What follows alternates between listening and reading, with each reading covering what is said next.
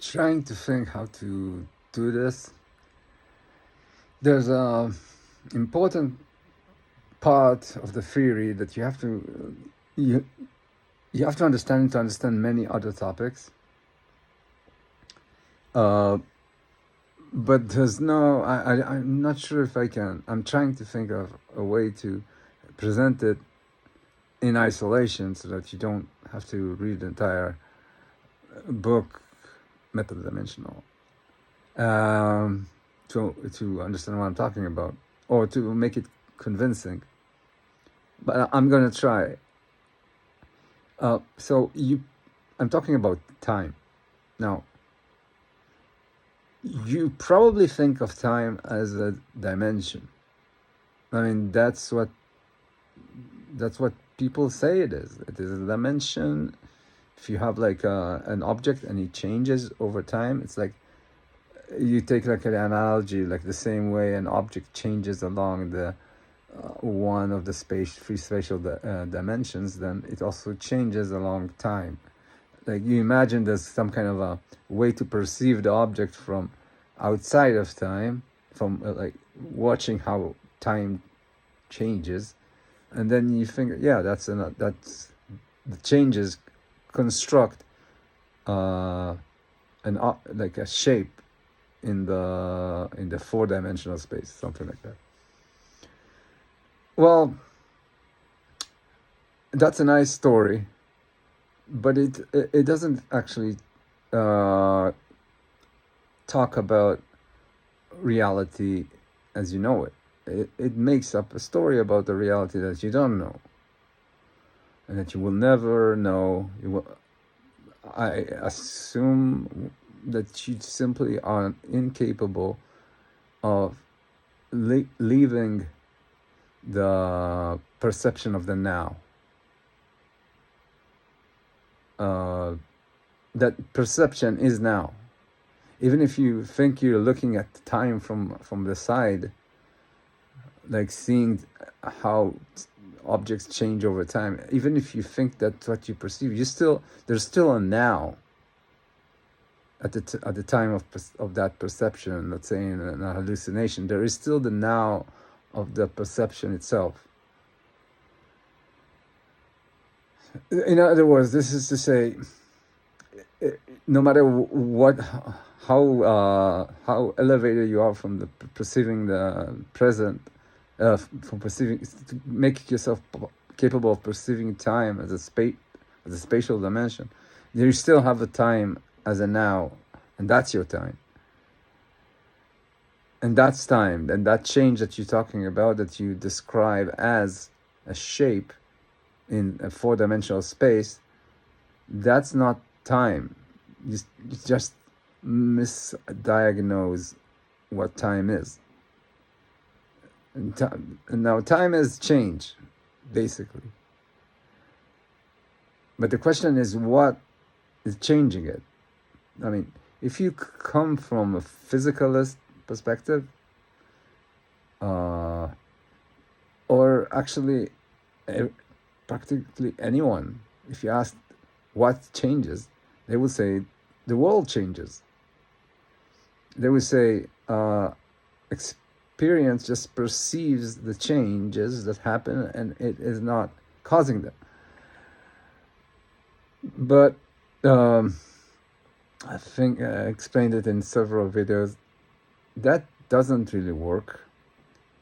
Now we have to consider the opposite. If you consider that experience is not just an observing thing, but it's also changing reality, then you're starting to realize that it all coheres into one explanation, which is that experience is the thing that changes reality.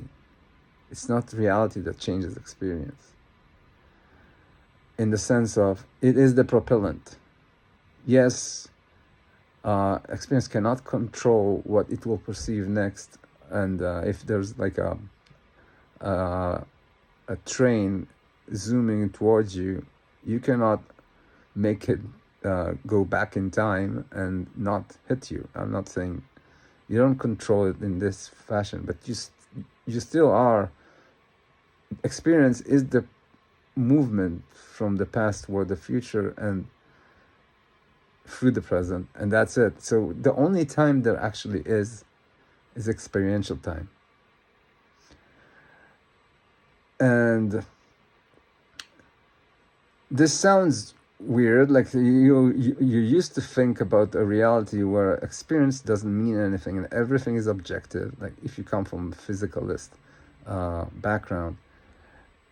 But I'm arguing against that left and right. Like if you start to allow yourself to question that, then you realize, that experience is the propellant of time. Experiential time is the only time there is. And also, if you think, for example, about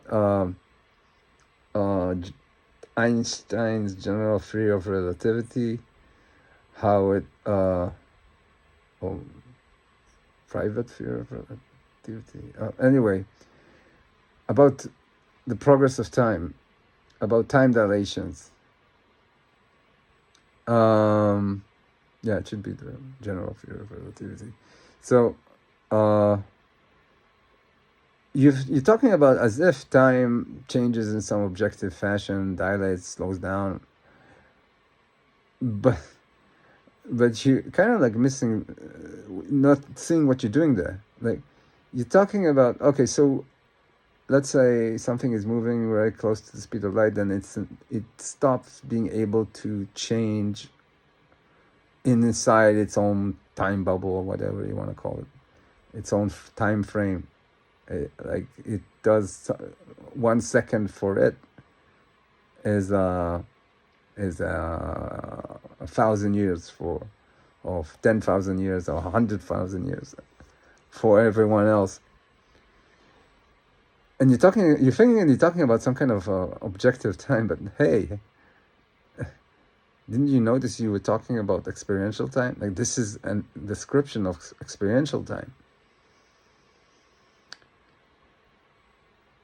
This is a description of the rate at which time changes for that person, and that change in rate, yes, it can come when you speed up, but it can also come when you just are focused and very engaged in what you do.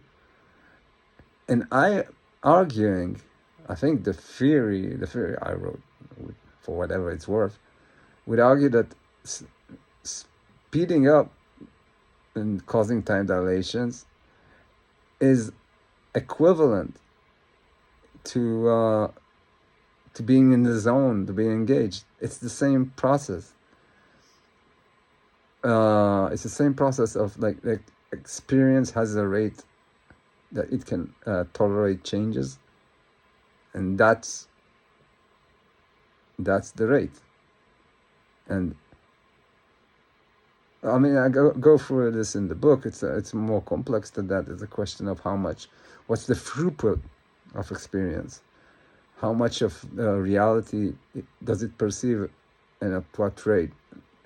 But in any case, it all comes down to the thing to remember from all this is that experience is the propellant of time, and the physical reality, if once it offloads off all change to experience, then physical reality doesn't change. Now, what does that mean? That will probably be in a different video.